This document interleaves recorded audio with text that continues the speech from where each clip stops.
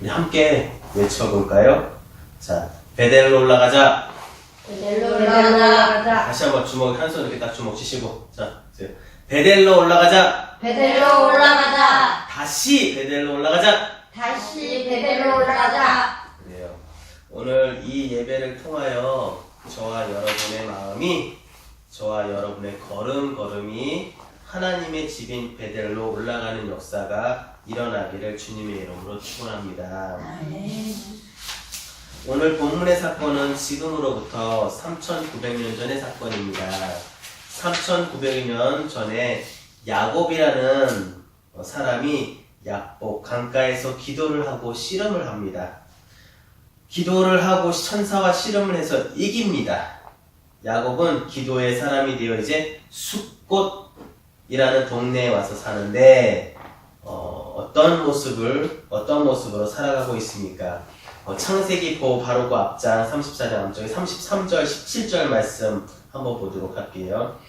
창세기 33장 17절 바로 앞에 장 말씀이죠. 17절 펜으로 한번 같이 이렇게 그 줄을 글 수 있으면 줄을 그으면서 한번 읽어보도록 할게요. 자, 야곱이 숫꽃이라고 하는 동네에 가서 어떻게 살고 있느냐, 그 모습이 어떤 모습인가 말씀하기를 33장 17절 시작. 야곱은 숫꽃에 이르러 자기를 위하여 집을 짓고 그의 가축을 위하여 우리간을 지었으므로 그 땅 이름을 숫꽃이라 부르더라. 자, 기도의 사람, 믿음의 사람, 그 하나님의 사람 야곱이 숫꽃에서 어떻게 살아가고 있는가? 숫꽃에 이르러 자기를 위하여 집을 짓고 그의 가축을 위하여 우리간을 지었으므로 그 땅 이름을 숫꽃이라 부르더라. 하나님의 사람, 믿음의 사람, 기도의 사람이 숫꽃에 가서 어떻게 살고 있습니까? 자기를 위하여 살았다. 자기 가축을 위하여 살았다. 말씀하십니다. 이것이 바로 야곱의 숫꽃에서의 삶입니다. 이 숫꽃에 살다가 세겜이라는 땅으로 이사를 하는데 야곱이 그럼 세겜에 가서는 어떻게 사는가? 창세기 34장 18절 한번 볼게요. 34장 18절 끝절에 보니까 세겜 한번 같이 읽어. 세겜 성읍에 이르러 시작. 세겜 성읍에 이르러 그 성읍 앞에 장막을 치고. 자 보세요. 잠깐만요. 장막을 새로 쳤다는 거예요. 19절. 그가 장막을 친 밭을 세겜의 아버지 하몰의 아들들의 손에서 백흐시닷에 샀으며. 자 여기까지 보이시나요? 34장 18절 19절에 보면 그가 장막을 친 어떻게요? 밭을 삽니다. 야곱은 숫꽃에서보다 세겜에서는 더 큰 부자가 되었습니다. 그런데 숫꽃에서는 발견할 수 없는 일을 합니다. 20절에 보면 거기에 제단을 쌓고 그 이름을 엘렐로이 해 이스라엘이라 불렀더라. 거기에서 하나님 앞에 제단을 쌓았다 말씀하십니다. 숫꽃에서의 삶은 나만을 위하여 사는 삶이었습니다.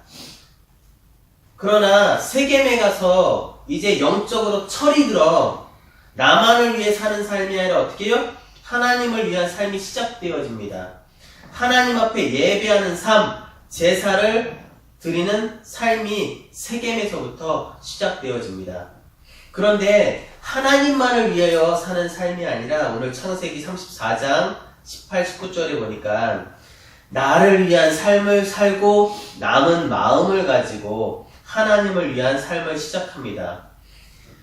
야곱이 믿음의 조상입니다. 아브라함의 손자이고 이삭의 아들이고 이삭의 아들 이 야곱을 통하여서 12지파가 만들어지는 큰 믿음의 조상입니다. 이 야곱이 약복강에서 천사와 씨름하여 이겨낸 기도의 사람입니다. 그런데 그가 어떤 삶을 살고 있느냐? 마음의 절반은 나를 위하는 삶, 그리고 나머지 마음 절반은 하나님을 위한 삶을 살아갑니다. 마음이 나뉘어지는 것입니다. 마음이 두 마음, 세 마음 가지고 하나님 앞에 살아갑니다. 그러던 어느 날 하나님의 사람이지만 마음이 나뉘어지고 하나님의 사람이지만 두 마음, 세 마음을 가지고 살아가는 이 야곱의 집안에 어떤 일이 생기는가?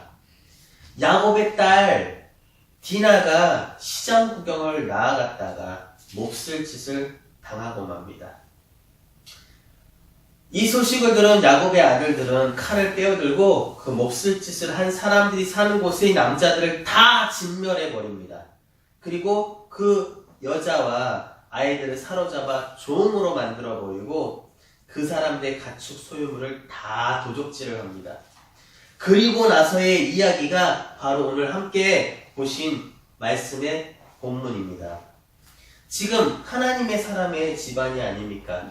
그런데 디나로 인하여 분이 나고 혈기가 올라서 도적질을 하고 죽이고 거짓말을 하고 빼앗는 일이 일어났는데 그 모습을 뭐라고 야곱이 이야기하냐면 악취가 난다, 악취가 난다고 고백합니다.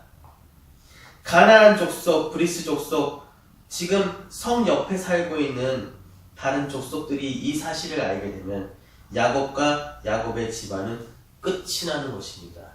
그들이 가만히 있겠습니까? 그러니까 문제는 터졌는데 야곱에게 이 문제를 수습할 힘이 없습니다. 일은 저질러졌는데 저지러지고 나서 보니 이것을 감당하지 못할 일을 저질러 버린 것입니다. 이럴 때 어떻게 해야 하는가? 야곱의 집안에 일이 터졌는데 감당 못하는 상황이 됩니다. 지금 가나안 족속, 브리스 족속이 우리 집을 치고 죽일 터인데 벗어날 방법이 없는 것입니다. 이럴 때 어찌해야 하나요? 그때 하나님께서 야곱에게 오시더니 다시 베델로 올라가라고 일러주십니다. 오늘 10절 보시겠습니다. 10절 오늘 말씀 창세기 35장 10절 하나님이 그에게 이르시되, 그쵸? 35장 10절 하나님이 그에게 이르시되 11절을 보시겠습니다. 11절 뭐라고 시작하죠? 하나님이 그에게 이르시되, 하나님이 그에게 이르시되 35장 10절에도 35장 11절에도 하나님이 그에게 이르시되, 하나님이 그에게 이르시되, 또 하나님이 그에게 이르시되 하나님이 내게 주시는 말씀이 있다는 것입니다. 뿐만 아니라 또 9절 하반절에 보니까 하나님이 다시 야곱에게 나타나사 그에게 복을 주시고, 베델은 하나님을 만나는 장소입니다. 하나님을 만나면 우리의 인생이, 우리의 심령이 복되어지는 줄로 믿으시기 바랍니다. 하나님을 만나면 무슨 복이 있었는가? 야곱이 3900년 전에 감당 못할 일, 죽을 일, 망할 일, 앞날이 보이지 않던 이 야곱에게 베델로 올라가라. 베델로 올라가면 무슨 일이 있는가? 무슨 복이 기다리고 있는가? 야곱을 야곱이라 부르지 않고 이스라엘이라 부르겠다 말씀하시면서 11절에 보니까 야곱의 집안을 하나님께서 생육케 하고 번성케 하시고 야곱을 통하여 백성들이 그 야곱의 허리에서 나오는데 백성들만 나오는 것이 아니라 왕들이 나오게 될 것이라고 하나님이 약속해 주십니다. 11절이요, 12절이요. 베델에 올라가면 하나님이 내게 주실 땅이 있다고 일러주십니다. 사랑하는 성도님들께 소원합니다. 저와 여러분, 야곱과 야곱의 집안처럼 베델로 올라가는 하나님의 사람들이 되시기를 간절히 축원합니다. 3900년 전 야곱은 세겜에서 베델로 가면 되었습니다. 그럼 지금 저와 여러분은 어떻게 해야 베델로 올라가는 것이 됩니까? 베델로 올라간다는 것은, 베델로 올라가시려면은 어떻게 해야 됩니까? 첫 번째, 우상들을 내어 버리셔야 됩니다. 하나님 외에 내가 두려워하는 것, 하나님 외에 내가 의지하는 것, 하나님 외에 내가 마음을 빼앗기는 것, 하나님 외에 내가 믿고 따르는 것, 그것이 바로 우상인데 그것을 버려야 합니다. 35장 2절 상반절 말씀입니다. 35장 2절 상반절 함께 읽겠습니다. 야곱이 이에 자기 집안 사람과 자기와 함께한 모든 자에게 이르되 너희 중에 있는 이방 신상들을 버리고. 아멘. 저를 보시겠습니까? 야곱은 믿음의 조상입니다. 야곱은 12지파의 아비가 되고 야곱의 허리에서 백성과 그리고 왕들이 나올 큰 믿음의 인물입니다. 그런데 이 야곱의 집안에 지금 야곱의 가정에 무엇이 있는 줄 아십니까? 우상이 있는데 이 우상이 한두 개가 아니라는 것입니다. 이방 신상들을 버리고라고 이야기하고 있어요. 이방 신상들이 있다고 말씀하시는 것입니다. 겉으로 보기에는 크리스찬이고 겉으로 보기에는 믿음의 사람이고 겉으로 보기에는 집사님이고 겉으로 보기에는 권사님, 전도사님, 목사님인데 가정을 열고 들어가 봤더니 인생을 열고 들어가 봤더니 하나님 외에 내가 무서워하고 하나님 외에 내가 섬기고 하나님 외에 내가 믿고 따르고 의지하는 것이 한두 개가 아니라는 것입니다. 하나님만 섬겨야 하는데 하나님 외에 하나님만 두려워하여야 하는데 하나님을 믿는다는 집안이 이런 우상, 하나님 외에 두려워하는 것, 하나님 외에 믿는 것, 하나님 외에 즐거워하는 것, 하나님 외에 찾는 것들이 가득가득하다는 것입니다. 4절에 보면 야곱 집안, 믿는 집안인데 하나님을 두려워하는 집안인데 이 집안 안에 무슨 일이 벌어지고 있는가 하면 이방 우상들을 상징하는 귀걸이, 이방 우상들의 모양을 세워가지고 아니 가정에만 두는 것이 아니라 장막에만 두는 것이라 그것을 어떻게 해요? 귀에다가 달고 다니고 있습니다. 뿐만 아니라 야곱의 아내 라헬이라고 하는 여인은 자기 친정집에서 나올 때 아버지의 우상을 훔쳐가지고까지 나옵니다. 믿음의 사람인데 12지파의 아비가 될 사람인데 이리 큰 믿음의 인물의 가정을 열고 들어가 봤더니 세상에 하나님 외에도 무서워하고 의지하고 마음 뺏기는 우상들이 한두 개가 아니랍니다. 한두 개가 아닌 것입니다. 하나님께 베델로 올라가려면 먼저 그 우상을 버리라고 말씀하십니다. 하나님께서 나에겐 아브라함을 믿음의 조상이요 열국의 아비로 만들어 가실 때 첫 번째 아브라함을 만나자마자 첫 번째 명령하신 것이 무엇인지 아십니까? 너는 본토, 너의 친척, 너희 아비 집을 떠나 하나님 외에 내가 의지하는 그 모든 것을 떠나라고 하는 말씀이었습니다. 하나님 외에 내가 두려워하는 것 내려놓으시기 바랍니다. 하나님 외에 내가 신뢰하는 것, 그것이 우상이라는 것입니다. 하나님보다 내가 더 의지하는 것, 하나님보다 더 나의 마음을 빼앗는 것, 그것을 다 어떻게 해요? 내려놓으라는 것입니다. 사랑하는 성도님들에게 소원합니다. 내가 크리스천이고, 내가 예수 믿는 자녀이고, 내가 집사이고, 내가 전도사인데, 내 마음에 우상이 없습니까? 하나님께서 야곱을 통하여 저와 여러분에게 말씀을 주시는데 우리에게도 이런 우상이 있다는 것입니다. 있어도 한두 개가 아니라는 것입니다. 어떤 이에게는 남편 우상이 들어와 앉아있고 어떤 이에게는 아내의 우상이, 어떤 이들에게는 자녀의 우상이, 물질 우상이, 떡 우상이, 어떤 이에게는 통장 우상이, 어떤 이에게는 스마트폰 우상이, 어떤 이에게는 자신의 목숨이 우상으로 이 목숨 끊어질까봐 전전긍긍하는 것입니다. 우리가 하나님 외에 더 기뻐하는 것, 스마트폰, 남편, 자녀, 그 모든 것들이 하나님보다 더 앞서는 것이라면 그 모든 것들이 다 우상이라는 것입니다. 그것을 하나님 앞에 내려놓으시는 여러분들이 되어주시기를 간절히 소망합니다. 두 번째로 내가 베델에 올라가려면 내가 어떻게 하는 것이 베델로 올라가는 것이 됩니까? 성결하게 하는 것이 곧 베델에 올라가는 것이 되어집니다. 더러우면 하나님을 볼 수가 없습니다. 더러우면 하나님을 만날 수가 없습니다. 오죽하면 계시록 21장에 보면 더럽고 음행하고 두 마음을 가진 자는 하나님의 나라가 들어갈 수 없다고 우리 주님께서 분명히 말씀해 주십니다. 두 마음을 가지고 겉보기에는 깨끗한데 속은 마치 회칠한 무덤 같은 그런 마음을 가지고는 하나님 나라에 들어갈 수가 없는 것입니다. 오늘 본문 2절 하반절입니다. 제가 읽겠습니다. 창세기 35장 2절. 자신을 정결하게 하고 너희의 의복을 바꾸어 입으라.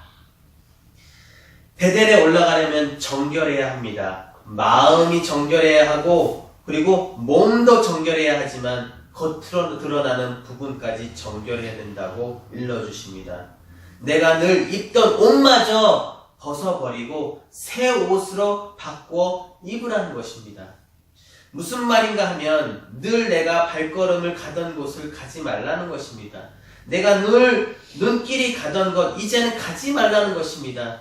내가 TV에, 내가 스마트폰에, 내가 가지고 있는 통장에 눈길이 가려지고 그리고 그것에 내 마음을 뺏겨진다면 이제는 그것을 하지 말라는 것입니다.